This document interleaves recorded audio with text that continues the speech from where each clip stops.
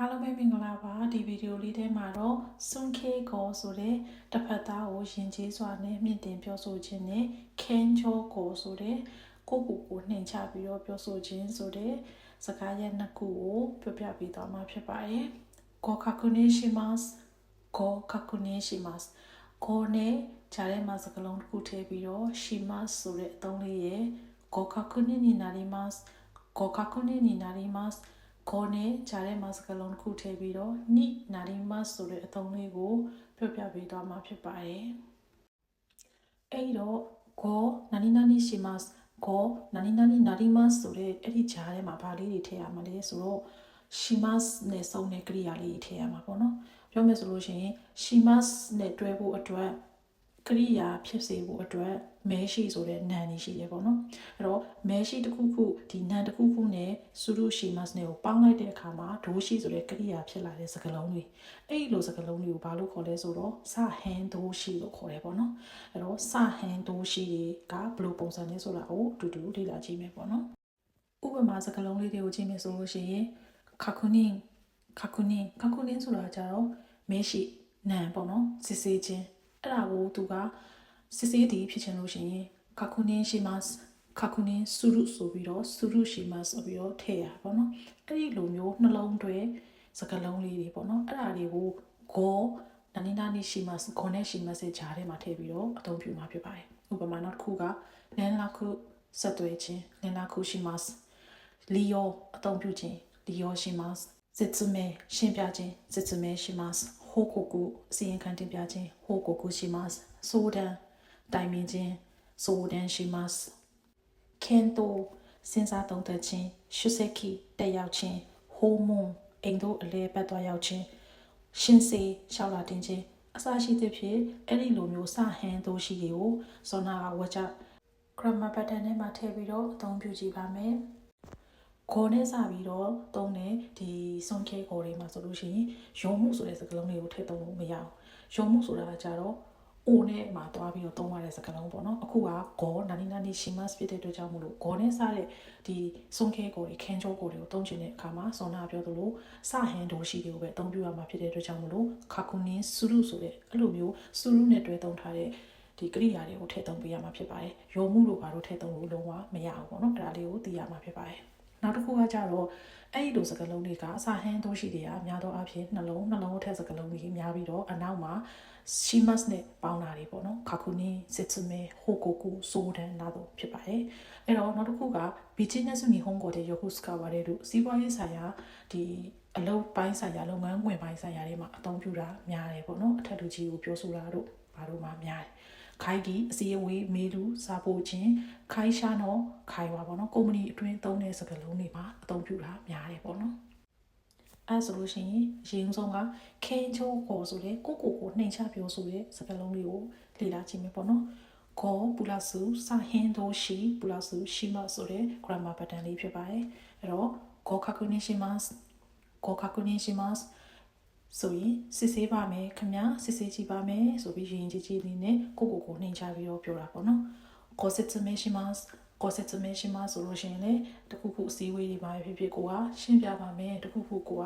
အဲ့တဲ့ကိုပဲဖြစ်ဖြစ်ရှင်းပြပေးပါမယ်ခင်ဗျာဆိုပြီးကိုနှိမ်ချပြီးတော့ပြောဆိုရင်ကိုစာဟင်းတို့ရှိမတ်ဆိုပြီးတောင်းတယ်ပေါ့နော်နောက်တစ်ခုကကြတော့စွန်ခဲကိုဆိုတာကတခြားသူကိုလေးစားစားနဲ့ရင်ကျေးစွာသူ့ကိုမြင့်တင်ပြီးတော့ပြောဆိုပေးတာပေါ့နော်အဲ့ဒါကြရင်တော့ဂေါ်စာဟင်းတို့ရှိနိနာရီမတ်ဂေါ်စာဟင်းတို့ရှိနိနာရီမတ်ဆိုပြီးတော့တခြားသူကိုမြင့်တင်ပြီးပြောဆိုပြီးရင်ကျေးစွာပြောဆိုရင်နာရီမတ်ကိုအသုံးပြုရပေါ့နော်ကိုကာကူနီနီနာရီမတ်ဆိုတာကြတော့တခုခုစစ်ဆေးပါမယ်လို့ပြောတာပေါ့နော်ဒါပေမဲ့စစ်ဆေးတဲ့သူကဥပမာကိုယ့်ရဲ့အထက်လူကြီးအရာရှိကုမ္ပဏီဥက္ကဋ္ဌတယောက်ကနေပြီးတော့ဆရာမတွေကနေပြီးဒါကိုစစ်ပြီးကြည့်ပေးမယ်ဆိုတဲ့ပုံစံမျိုးကိုပြောချင်တဲ့အခါမှာကိုကာကူနီနီနာရီမတ်ဆရာမကစစ်မှာဖြစ်ပါတယ်ဆိုတဲ့အဓိပ္ပာယ်မျိုးပေါ့နော်ကိုရှုစက်ကီနီနာရီမတ်အစီအဝေးပဲဖြစ်ဖြစ်တခုခုပဲဖြစ်ဖြစ်တက်ရောက်ပါမယ်ဆိုတဲ့အဓိပ္ပာယ်မျိုးဒါပေမဲ့ကိုယ့်ရဲ့အထက်လူကြီးတွေဆရာမတွေတခုခုကနေပြီးလေးစားမှုပြုမဲ့လူတယောက်ကနေပြီးဒီဟာကိုတက်ရောက်မယ်လို့ကိုကပြောချင်နေဆိုရင်ဒီကုမ္ပဏီဥက္ကဋ္ဌကလည်းပဲဂေါ်ရှစ်စက်ကီနီနာရီမတ်တက်ရောက်ပါမယ်ခင်ဗျာဆိုပြီးတော့ပြောတာမျိုးမှာ ကိုရှုစက်ကီနီနာရီမတ်ဆိုပြီးတော့အဲ့တော့ကြောင့်မလို့ခဲချောကိုဆိုလို့ရှိရင်ကိုနှိမ်ချပြောခြင်းရှိမတ်နဲ့စုံတာတော့တော့မှာပေါ့နော်တကယ်လို့တခြားလူကိုမြင့်နေပြီးတော့လေးလေးစားစားပြောခြင်းနော်နိနာရီမတ်ဆိုတဲ့စကားလုံးစုံတဲ့နဲ့သုံးပြရမှာဖြစ်ပါရဲ့အဲ့တော့ဝါကြလေးနှစ်ကြောင်းနဲ့အတူတူလေးလာကြည့်မယ်ပေါ့နော်ခဲချောကိုနှိမ်ချပြောဆိုခြင်း後ほど内容をご説明します。後ほど内容をご説明します。နောက်ပြီးကြလို့ရှိရင်နောက်မှအကြောင်းအရာကိုရှင်းပြပေးပါမယ်ခင်ဗျာဆိုပြီးကိုနှိမ်ချပြောဆိုတာပေါ့နော်။စွန်ခေကိုတခြားလူကိုလေးစားစွာနဲ့ယဉ်ကျေးစွာနဲ့ပြောဆိုခြင်း社長が資料をご確認になります。社長が資料をご確認になります。တတိကစာရွက်စာတမ်းတွေကိုစစ်ဆေးပါလိမ့်မယ်ခင်ဗျာ။တတိကစစ်မှာပါလို့ပြောခြင်းတဲ့အခါမှာဒီစွန်ခေကိုနာရီမတ်ဆိုတဲ့စကားလုံးကိုသုံးပြရပါတယ်။အဲ့တော့ကိုရှိမတ်ဆိုတဲ့ခင်ချိုကိုနှိမ်ချပြောဆိုတဲ့ဝါကြလေး၅ချောင်းကိုအတူတူလေ့လာကြည့်ပါမယ်။内容をご説明します。内容をご説明します。အကြောင်းအရာကိုရှင်းပြပါမယ်ခင်ဗျာ။後ほど結果をご連絡します。後ほど結果をご連絡します。နောက်မှရှာလက်တွေကိုဆက်သွယ်အကြောင်းကြားပါမယ်ခင်ဗျာ။日程をご調整します。日程をご調整します。ရက်စွဲကိုညှိနှိုင်းပါမယ်ခင်ဗျာ資料をご確認します資料をご確認しますစာရွက်စာတမ်းတွေကိုစစ်ဆေးပါမယ်ခင်ဗျာ担当者をご紹介します担当者をご紹介しますတာဝန်ခံကိုမိတ်ဆက်ပေးပါမယ်နောက်တစ်ခုကကြတော့ကိုနာနီနာနီနိနာရီမတ်ဆိုတဲ့စွန်ခဲကိုတစ်ဖက်သားကိုယဉ်ကျေးစွာနဲ့ပြောဆိုတာကိုလေဝါကြ၅ကြောင်းနဲ့တူတူလေ့လာကြည့်ပါမယ်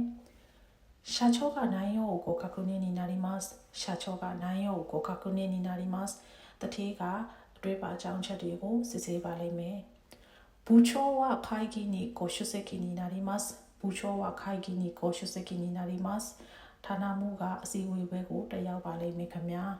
။先生は明日こちらへご訪問になります。先生は明日こちらへご訪問になります。ဆရာကမနေ့ဖြန်ကဒီကိုလာရောက်ပါလိမ့်မယ်။お客様はこのサービスをご利用になります。お客様はこのサービスをご利用になります。အဲ့ဒီကဒီဝန်ဆောင်မှုကိုအသုံးပြုပါလိမ့်မယ်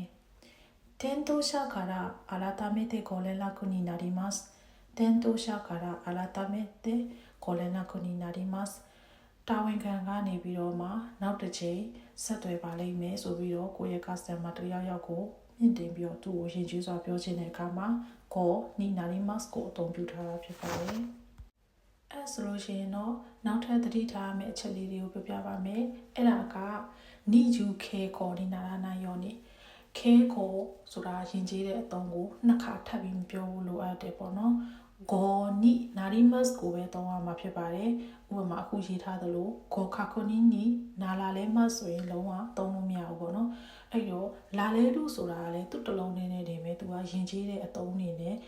ဖော်ညွှန်းထားတာဖြစ်တဲ့အတွက်ကြောင့်မို့လို့အရှိမလဲဂေါ်ခံထားပြီးတော့အနောက်မှာလဲလာလဲမတ်ကိုတွတ်ထည့်ထားတဲ့အတွက်ကြောင့်မို့လို့နီဂျူခဲကိုနှစ်ထပ်သုံးတဲ့ယဉ်ကျေးမှုစကားဖြစ်နေလို့ရှိရင်အဲ့ဒါကမှားပါတယ်အဲ့တော့သုံးလို့မရဘူးပေါ့နော်အဲ့တော့သုံးချင်တယ်ဆိုရင်ဂေါ်နီနာလီမတ်ကိုပဲသုံးပေးရမှာဖြစ်ပါတယ်နောက်တစ်ခုကကြတော့ဝါဂေါ်တို့ခွန်တို့ဝါကောဆိုတဲ့ဂျပန်စကားလုံးစစ်တွေပေါ့နော်အဲ့လိုဟာနဲ့တွားပြီးတော့မှားပြီးမသုံးဘူးလို့ရတယ်ပေါ့နော်အဲ့တော့အနောက်မှာခါခုနီရှိမတ်ဆိုတဲ့စကားလုံးကိုသုံးချင်အရှိမဂေါ်ပဲထည့်ရမှာပေါ့နော်အဲ့ဒါကိုအိုခါခုနီရှိမတ်ဆိုပြီးသုံးလို့ရှိရင်မှားပါတယ်ဒါပေမဲ့တချို့စကားလုံးလေးတွေကရှိမတ်နဲ့စုံထားပေမဲ့အရှိမအိုထည့်ပြီးသုံးရတဲ့ချွင်းချက်စကားလုံးလေးရှိပါတယ်အဲ့ဒါကိုဒီဗီဒီယိုထဲမှာ9လုံးထည့်ပေးထားမယ်ပေါ့နော်အဲ့တော့အတူတူလေ့လာကြည့်ပါမယ်ချွင်းချက်ပေါ့နော်အဲ့တော့အိုဒန်ဝါရှိမတ်ဆိုရင်အရှိမဂေါ်ကိုပဲသုံးရမှာဒီမှာအိုနဲ့ပဲသုံးပြီးတော့ပြောကြရဲပေါ့နော်အဲ့တော့အိုဒန်ဝါရှိမတ်နိုချီဟိုတိုအိုဒန်ဝါရှိမတ်နိုချီဟိုတိုအိုဒန်ဝါရှိမတ်နောက်မှဖုန်းဆက်ပါမယ်社長からお電話になります。社長からお電話になります。ကုမ္ပဏီဥက္ကဋ္ဌကနေပြီးတော့ဖုန်းဆက်ပါလိမ့်မယ်။အဲ့လိုမျိုးစကားလုံးတွေကိုချွင်းချက်နေနဲ့မှတ်ထားပါမယ်။နောက်ထပ်စကားလုံးတစ်ခုကお返事します。お返事します。အကြောင်းပြန်ဆက်သွယ်ပါမယ်ပေါ့နော်။明日お返事します。明日お返事します。မနေ့ပြန်ကဆက်သွယ်ပါမယ်။ကိုနှိမ်ချပြီးပြောတာ ရင်ကျေးပြီးပြောတာကိုသုံးချင်နေဆိုရင် nochi hodo o henji ni narimasu nochi hodo o henji ni narimasu နောက်မှဆက်ပြန်ပြီးဆက်သွယ်ပါမယ်အဲ့လိုမျိုးတွေသုံးတာပေါ့နော်နောက်ထပ်စကားလုံးတစ်လုံးကကြတော့ osoji shimasu osoji shimasu これから osoji shimasu အခုအစားပြီးတော့တန်ရှင်းလုပ်ပါမယ်ခင်ဗျနှိမ်ချပြီးပြောဆိုတာ部長は今お掃除になります部長は今お掃除になりますကုမ္ပဏီဒီဌာနမှုကဆိုလို့ရှိရင်အခုတန်ရှင်းလုပ်တယ်ရဲ့ဆိုတဲ့အဓိပ္ပာယ်မျိုးနဲ့သုံးတာပေါ့နော်နောက်ထပ်စကားလုံးတစ်ခုကကြတော့お料理しますお料理します私が夕食をお料理しますကျွန်တော်ကညနေစာကိုချက်ပါမယ်ဆိုပြီးနှိမ်ချပြီးပြောတာဘီဂျင်းနဲ့စုပါမယ်မှာဆိုရင်တော့ဟင်းချက်တာတွေပါတယ်ကိုလိုတွေမသုံးဘူးပေါ့နော်နောက်တစ်ခုကကြတော့お勉強しますお勉強しますအဲ့လိုမျိုးစကားလုံးလေးတွေကိုအသုံးပြုတယ်ပေါ့နော်ရှိမတ်နဲ့ဆုံးနေရဆိုပေမဲ့အရှိမအိုလေးခံပြီးတော့ချွင်းချက်နေနဲ့သုံးတဲ့စကားလုံးလေးတွေရှိတယ်အဲ့စကားလုံးကနေလွဲပြီးတော့အများသောအားဖြင့်တခြားစကားလုံးတွေအကုန်လုံးကဒီနှလုံးထပ်စကားလုံးတွေပေါ့နော်ဆူရှိမတ်နဲ့ဆုံးတဲ့စကားလုံးတွေကအရှိမကိုထည့်ပြီးတော့သုံးတယ်ကိုနာနီနာနီရှိမတ်ကိုနာနီနာနီနာနီမတ်ဆိုပြီးတော့အသုံးပြုပါတယ်အဲ့ဆိုလို့ရှိရင်တော့နောက်ထပ်ဗီဒီယိုလေးမှာထပ်ပြီးတော့တွေ့ပါမယ်